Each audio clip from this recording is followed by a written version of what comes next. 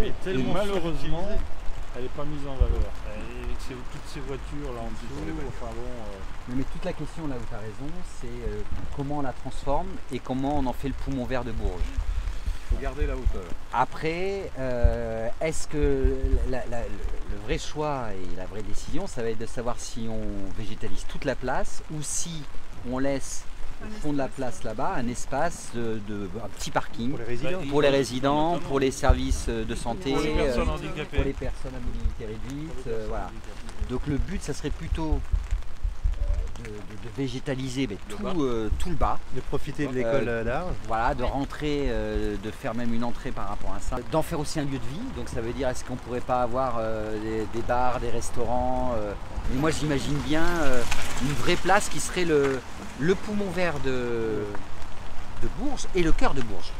Cette place Cujas, elle doit devenir le cœur de Bourges. Le lieu de rendez-vous. Le lieu de rendez-vous, d'attente, de fête aussi, de convivialité, de fête, de rendez-vous des enfants, de rendez-vous de faire des bancs.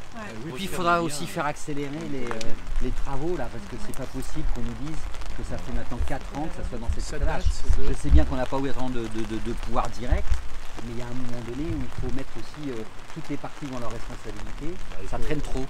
Ça traîne trop. J'ai grandi à Bourges et je me rappelle les mercredis après-midi, les samedis après-midi quand je me baladais avec mes parents, quand je parcourais le centre-ville de Bourges et je vois l'état du centre-ville actuel et je crois que les Berruyers le voient aussi.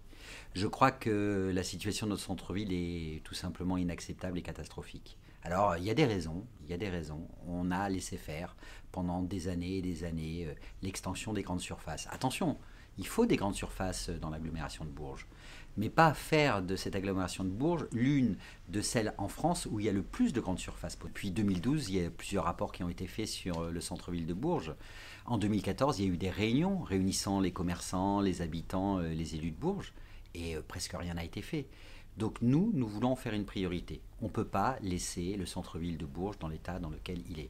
Alors ça passe d'abord par le fait de véritablement prendre ses responsabilités. Et quand on annonce un moratoire sur l'extension ou sur les grandes surfaces, eh bien on respecte sa propre parole. Ça c'est quelque chose de très important. Et deuxièmement, il faut une vraie transformation du centre-ville. Et cette transformation du centre-ville, elle se passe par le fait qu'on réfléchit l'ensemble de la ville. D'abord ce sont les mobilités.